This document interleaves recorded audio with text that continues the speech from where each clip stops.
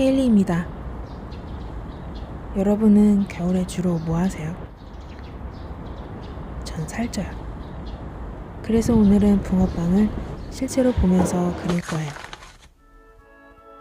그림을 그릴 때 가장 중요한 기본은 바로 자세히 관찰하는 것입니다. 그래야 특징을 파악하고 표현할 수 있어요. 인정? 이건 수채 색연필이에요. 수채 색연필의 장점은 초보자도 쉽게 수채화 느낌을 낼 수 있다는 거예요. 수채화는 물과 물감의 양을 조절하는 게 처음엔 쉽지 않거든요. 그렇게 어렵진 않아요.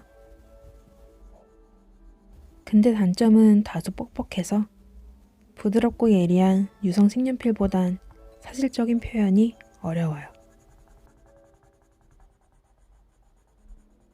그래서 저는 수채 색연필론 밑색을 칠하고 수채 물감이나 유성 색연필로 마무리하는 편이에요.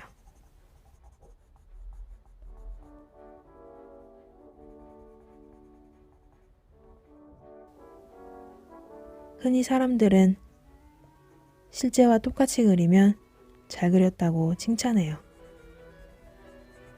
맞는 말이에요.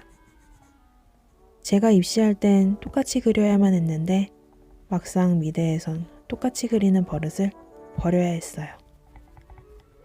아이러니하죠?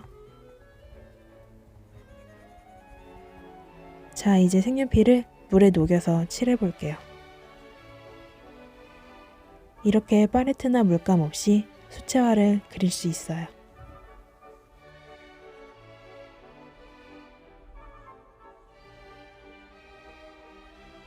그럼 채도가 올라가서 생각보다 색깔이 더 쨍해져요. 너무 쨍하네. 좀 더 노릇해졌습니다. 이제 수채화로 묘사를 해볼게요. 하나 어디 갔지? 묘사를 한다는 건 참 중요해요. 이 단계에서 묘사를 통해 실물과 점점 닮아갈 거예요. 저는 그림을 그릴 때 이 닮아가는 과정을 제일 좋아합니다. 똑같이 되지 않아도 속상해하진 말아요. 닮아가려 노력하는 것만으로도 훌륭해요. 오랫동안 꿈을 그리는 사람은 마침내 그 꿈을 닮아간대요. 여러분이 지금 꾸는 꿈이 있다면 모두 그 꿈을 닮아가길 바래요. 똑같이 그리는 것만이 정답은 아니에요.